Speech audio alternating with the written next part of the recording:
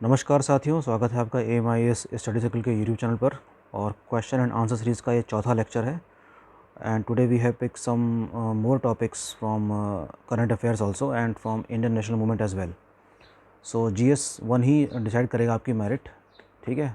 So these questions are suppose to be very important and play a very crucial role while dealing with the question paper in the examination hall. So let us check out what is the first one.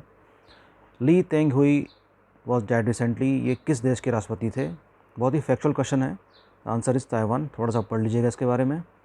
Question number second, the consider the following countries: Denmark, Japan, Russian federation, United kingdom and USA।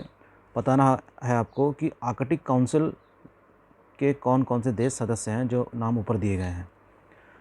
ये बहुत tough question तो नहीं है। Japan and United kingdom was not part of it, so the answer is what? D। Okay. फिर भी मैं चाहूँगा कि आप आर्कटिक काउंसिल के बारे में पढ़िएगा कि ये क्यों बनाया गया था, क्या इसका पर्पस था, ठीक है ना। कब बना था? शायद 1996 में बना था ये। और इसमें कुछ ऐसे कंट्रीज़ भी हैं जिनको ऑब्जर्वेशन स्टेटस भी दिया गया है, जिसमें इंडिया भी शामिल है। Okay, so it is very important, please go through it if possible. Next, which of the following have coral reefs? India के कुछ इलाकों में मूंगे की चट्टानें, प्रवाल भित्ति भी पाई जाती है। And these reasons are Andaman Nicobar, Gulf of Kutch, Gulf of Mannar and Sundarban. तो सुंदरबन में तो नहीं पाई जाती, तो इसका आंसर क्या होगा? 1, 2, 3। And please go through the map also, जिससे कि आपको पता लग सके कि जो कोरल रीफ्स है वो पाई कहाँ जाती हैं, उसकी आइडियल कंडीशन क्या है। एक बात आप जान लीजिए कि कोरल रीफ जो है वो एक बहुत ही यूनिक सा मैरीन इकोसिस्टम है। मैरीन इकोसिस्टम का मतलब यहाँ पर ये है कि एक ऐसा इकोसिस्टम जो डेवलप कहाँ पर होता है? समुद्र के अंदर, बहुत ज़्यादा गहराई में नहीं, लेकिन छिछले पानी में, यानी कि जो पानी बहुत गहरा ना हो। तो जो सब ट्रॉपिकल एरिया है वो काफ़ी आइडियल माना जाता है कोरल रीफ के डेवलपमेंट होने में। और वर्ल्ड की सबसे बड़ी जो कोरल रीफ पाई जाती है ऑस्ट्रेलिया के ईस्टर्न कोस्ट में, इसका नाम है Great Barrier Reef. Please go through it. Next question, which of the following has been recognised as a megadiverse country? देखिए, मैंने इसमें एक मैप भी दिया है आपको। तो जो ये ग्रीन कलर से जो मैप जो हाईलाइट हैं, ये वे कंट्रीज़ हैं जिनको मेगा डाइवर्स कंट्री माना जाता है। यहाँ मेगा डाइवर्स से मतलब ये है कि बहुत सारी विविधता पाई जाती है। किस चीज़ में? वेजिटेशन में, और जो वहाँ पर उन पे आश्रित जो वन्य जीव हैं, ठीक है ना, वो सब। तो इसमें ऑप्शन तो फ़िलहाल है न्यूजीलैंड, ऑस्ट्रेलिया, नेपाल और ऑस्ट्रिया। तो न्यूजीलैंड नहीं है, नेपाल नहीं है, ऑस्ट्रिया भी नहीं है। So in this case the answer is Australia. Okay, India is also a country, ठीक है। तो लगभग 17 देश हैं जिनको मेगा डाइवर्स कंट्री कहा जाता है। Please go through it. Okay, now ये देखिए, एक प्रीवियस क्वेश्चन उठाया हमने। इसमें एक इंडिया का मैप है जिसमें पेनिनसुलर रिवर्स दिखाई गई हैं 1, 2, 3, 4 करके, और इसको आपको पता लगाना है कि कौन कौन सी नदी है। पेन्नर, वैगई, कावेरी, कृष्णा। कृष्णा जो नदी है इन 1, 2, 3, 4 में वो सबसे अधिक नॉर्थ में होगी, तो D तो होगा आपका 1, ठीक है। और जो कावेरी है वो बहती है तमिलनाडु में, and it is suppose to be a 3, तो C3। So in this way the answer should be A2, B4, C3, D1। Very important. Exam में क्वेश्चन कई तरीके से आ सकते हैं, नॉर्थ टू साउथ लगाने के लिए भी आ सकता है, ठीक है। तो please go through a map at least 1 hour a day. तो the answer is A। Penner इनमें सबसे अधिक कहाँ पर है? वैगई जो सबसे अधिक साउथ में है, ठीक है। Okay, next question. Again it is a map based question, और ये यूरोप का है। इसमें कुछ देश के नाम हैं 1, 2, 3, 4 करके दिया गया है, and you have to identify the name of this countries. Okay, and all these are the land lock countries of the Europe. Land lock country वो कंट्री होती हैं जो समुद्र से सीमा नहीं बनाती हैं, ठीक है। So 1 is suppose to be Austria, 2 is suppose to be चेक Republic, 3 is suppose to be Slovakia, और चौथा है हंगरी। मैप ज़रूर देखिएगा यूरोप का, ठीक है। और बहुत इंपॉर्टेंट है, यहाँ से भी क्वेश्चन कम से कम एक क्वेश्चन तो आ ही जाता है, ठीक है। Please be careful. Next question भी ज्योग्राफी से है। Consider the following statement about the tropical cyclones and select the correct answer using the code that follows. देखिए, उष्णकटिबंधीय चक्रवात से क्वेश्चन है ये, इसको हम ट्रॉपिकल साइक्लोन कहते हैं। तो जो पहला स्टेटमेंट है वो है the tropical cyclone air is generally homogeneous. That is very very correct, ठीक है। Tropical cyclones are without front, ये भी सही है। देखिए फ्रंट जो होता है उसको हम कहते हैं हिंदी में वाताग्र कहते हैं, और जब दो फ्रंट मिलते हैं सॉरी, जब दो एयर मास मिलते हैं तो बीच में जो विभाजन की सीमा है that is a zone of separation, it is called front.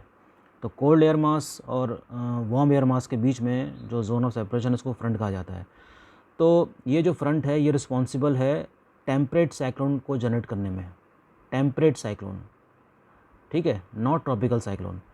तो बात सच है कि tropical cyclone are without fronts, that is okay. Third है the cyclonic motion in tropical cyclone begins with the sudden motion, sudden motion नहीं होता है, ये स्टेटमेंट गलत है। Tropical cyclones are destructive by nature, जाहिर सी बात है साइक्लोन हमेशा डिस्ट्रक्टिव ही होते हैं। So in this way the fourth option is also correct. So in this way the answer suppose to be B, 1, 2 and 4। तो ये मैंने रेड कलर से हाईलाइट इसलिए किया है कि आप प्लीज़ अपनी ज्योग्राफी की बुक से ट्रॉपिकल साइक्लोन और टेम्परेट साइक्लोन के बारे में पढ़ लीजिएगा, और जो फ्रंट हैं वो भी क्या होते हैं इसके बारे में भी पढ़िएगा, ठीक। Next question, okay. Consider the following about the Bru tribals. देखिए एक जनजाति है जिसका नाम है ब्रू, BRU, ठीक है। They spread across the states of the Tripura, very correct. They are recognised as a particularly vulnerable tribal group, that is PVTG। तो कुछ ट्राइब्स ऐसी हैं जो इतनी वल्नरेबल हैं, जो मतलब समाप्ति के कगार पे हैं, तो उनको बचाया जाना काफ़ी ज़रूरी है। तो क्या ब्रू ट्राइबल्स उनमें से एक हैं? तो इसका जवाब भी क्या है, जी हाँ। तो इस तरीके से 8th का आंसर क्या होगा, C होगा। तो प्लीज़ PVTG के बारे में आप लोग पढ़ लीजिएगा, इसीलिए मैंने इसको हाईलाइट भी कर रखा है, और जानने की कोशिश करिएगा कि कौन कौन सी ट्राइब्स PVTG हैं इंडिया में। हो सकता है क्वेश्चन इस तरीके से भी आ जाए। Fine, moving down to the next question, it is suppose to be very important again. 9th, after Quit India Movement के बाद C. Rajagopalachari issued a pamphlet entitled The Way Out. Which one of the following was a proposal in this pamphlet? देखिए C. राजागोपाला जी का नाम आप जानते ही हैं, और quit India Movement के बाद जो 1945 में ख़त्म हुआ था, उसके बाद उन्होंने एक पैम्फलेट जारी किया था, and that is called the way out. देखते हैं इसके में लिखा क्या, काफ़ी लंबा चौड़ा है ये।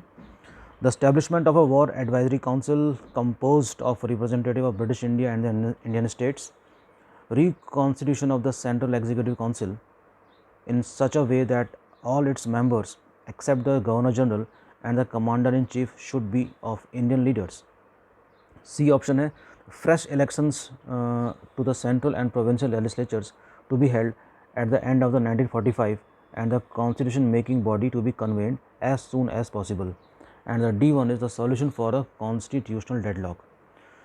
द वे आउट पैम्फलेट काफ़ी इंपॉर्टेंट है राजागोपालाचारी जी का, लेकिन ABC इसको मैच नहीं करता। The answer is a solution for the constitutional deadlock.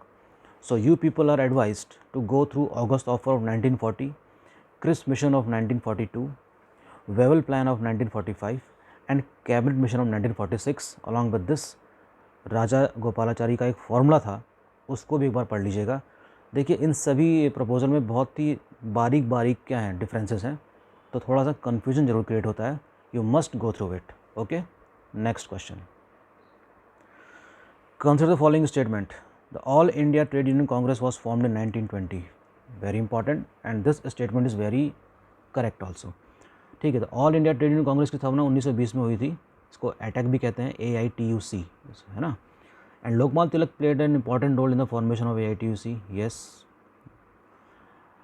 Lala Lajpat Rai was appointed as its first president and Diwan Chaman Lal as its general secretary. All three statements are correct. So the answer is D. मजे की बात यह है कि ये जो लोकमान तिलक जी हैं इनकी मृत्यु अगस्त में हो चुकी थी, ठीक। नेक्स्ट, इसके बारे में जरूर पढ़ लीजिएगा, ऐसे क्वेश्चन आते रहते हैं। Again, it is a very important question. Consider the following events: foundation of Ramakrishna mission, foundation of Arya Samaj. देखिए 19th सेंचुरी के सारे संगठन हैं जिसने समाज को जागरूक किया अपने अपने तरीके से। तो इसमें सबसे पहले जो स्थापना हुई थी वो हुई थी ब्रह्म समाज की 1828 में, आप जानते ही हैं, राजा राम मोहन रॉय का। और उसके बाद हुई थी परमहंस मंडली की स्थापना 1849 में, दादू राम पांडुरंग करके हैं। आर्य समाज की स्थापना हुई थी 1875 में, और रामकृष्ण मिशन सबसे लेट 1897 में, जिसकी स्थापना स्वामी विवेकानंद जी ने की थी, ठीक है। आर्य समाज किसने की थी? स्वामी दयानंद सरस्वती ने। तो ये जितने भी एसोसिएशन हैं इसके बारे में डिटेल में पढ़ेगा, इसीलिए मैंने इसको हाईलाइट भी कर रखा है। And it will require at least 2 hours, revision करने में भी आपको इतना समय देना चाहिए। यहाँ से कभी भी कोई भी क्वेश्चन आ सकते हैं, ठीक है। So in this way the correct sequence of their formation is, सबसे पहले मैंने आपको क्या बताया, ब्रह्म समाज, यानी कि 3 पहले आना चाहिए, उसके बाद परमहंस मंडली, उसके बाद आर्य समाज और उसके बाद Ramakrishna mission. So the answer is D. Please go through it. Question number 12, एक करंट इवेंट का क्वेश्चन है। Beijing +25 is often heard in news in context of which of the following. ठीक, चाइना सिल्क रूट, जी नहीं, हर चीज़ China silk route, South China sea से related नहीं होती है, ठीक है, ये बात जान लीजिए। Indo Pacific growth strategy, no. Women empowerment, very correct. Beijing 25 जो है ये पहली बार एक वुमेंस कॉन्फ्रेंस हुई थी 1995 में, उसकी 25वीं सालगिरह में इसको मनाया जा रहा था, ठीक है। Very important, please go through it. Beijing +25 क्या है, क्वेश्चन यहाँ से आ सकता है, ठीक है। Market intelligence and early warning system, market intelligence and early warning system को हिंदी में कहते हैं बाजार बुद्धिमत्ता और पूर्व चेतावनी प्रणाली, ठीक है ना। तो ये एक पोर्टल है जो ministry of food processing industry ने की पहल पर स्टार्ट किया गया है, ठीक है, जिसमें टमाटर, प्याज और आलू के मूल्यों की वास्तविक निगरानी करने की बात कही गई है, ठीक है। तो एक छोटा सा कोड है top, T for tomato, O for onion, P for potato. तो इन फसलों की जो कीमतें हैं उनकी निगरानी करने के लिए ये पोर्टल बनाया गया है, ठीक है ना। और साथ ही में एक स्कीम चलाई गई थी, इसका नाम था ऑपरेशन ग्रीन्स, ठीक है। तो उन सब चीज़ों को सफल बनाने के लिए भी ये एक कारगर योजना साबित होगी, ठीक है। तो ऑपरेशन ग्रीन भी आप पढ़ लीजिएगा हो सके तो, मैं यहाँ पर छोटा सा लिख दे रहा हूँ। Operation green is very important, please इसको पढ़िएगा और समझ में आएगा आपको कि कब घोषणा की गई थी। ऑपरेशन फ्लड की तर्ज पर इसको बनाया गया था, ठीक है, 2018-19 के बजट में, ओके। तो ऑपरेशन ग्रीन की योजना की शुरुआत देश भर में पूरे वर्ष मूल्यों में बिना उतार चढ़ाव के टमाटर, प्याज और आलू की आपूर्ति की उपलब्धता सुनिश्चित करने के उद्देश्य से की गई थी, ठीक है। So the answer is C, very important, exam में आ सकता है, top. Question number 14, very important question, ये भी करंट इवेंट का क्वेश्चन है। करंट इवेंट प्लस ज्योग्राफी इसमें रिलेट की गई है। The international north south corridor is expected to provide connectivity among which of the following sea. देखिए, भारत और यूरोप के बीच में व्यापार, रशिया से, इन सब जगह से पहले से होता आया है। तो एक ऐसा कॉरिडोर तैयार किया जा रहा है, क्वेश्चन पूछा गया है कि इसमें कौन सा, किस मार्ग को चुना गया है। देखिए, जो इस मैप में रेड लाइन से दिखाया जा रहा है, यही है क्या, north south corridor. Question geographically इसलिए हो जाता है क्योंकि आपको पता लगाना है कि इसमें कौन सा समुद्र रास्ते में नहीं आ रहा है। सो रेड सी तो यहाँ पर ये तो हो नहीं सकता, दिस इज़ नॉट राइट। और ब्लैक सी भी नहीं पड़ेगा रास्ते में, this is also not right. लेकिन पर्शियन गल्फ और क्या पड़ रहा है, Caspian Sea. So the answer is 2 and 3, that is B, okay. Very important, please go through it कि नॉर्थ साउथ कॉरिडोर है क्या। 15th and the last question, which of the following statements are और is correct about the cess imposed by the government of India. Cess होता है एक प्रकार से tax on tax, यानी कि कर के ऊपर कर लगाना। ये तब लगाया जाता है जब उस समय आवश्यकता पड़ने पर लगाया जाने वाला कर है, ये हमेशा नहीं लगाया जा सकता, ठीक है। पहला स्टेटमेंट है, it gets credited into the consolidated fund of India, okay, yes, it is very correct. Second statement, the government must share the cess with the state governments. देखो, गवर्नमेंट ऑफ इंडिया चाहे तो share कर सकती है, चाहे नहीं तो, यानी कि बाध्य नहीं है सेंट्रल गवर्नमेंट कि वो स्टेट के साथ शेयर करे या नहीं। तो इसलिए सेकंड स्टेटमेंट क्या हो जाता है, गलत हो जाता है, और आंसर क्या होगा आपका, only one, that is A. So these are some of the very important questions जो आपकी हेल्प कर सकते हैं। ये सारे क्वेश्चन इसलिए बनाए जाते हैं कि आपको मोबिलाइज़ कर सकें, आपको अपनी एक्टिविटीज़ करने में मोबिलाइज़ कर सकें, और अपने तरीके से भी पुराने क्वेश्चन सॉल्व करते रहिए, करंट अपडेट्स देखते रहिए, ठीक है। तो ये मैं ये नहीं कर रहा हूँ कि 15 क्वेश्चन में से क्वेश्चन आ जाएंगे, नो। पर्पस क्या है, to make you people mobilise, आप लोगों को हरकत में रखना लगातार, ठीक है। तो thanks for watching, AMI study circle को देखते रहिए और अपडेट्स के लिए, और प्लीज़ लाइक सब्सक्राइब करते रहिए, and do leave a comment, ठीक है, कमेंट जरूर लिखिए, and these comments are suppose to be very important for me, okay. Thank you, thanks a lot, keep watching.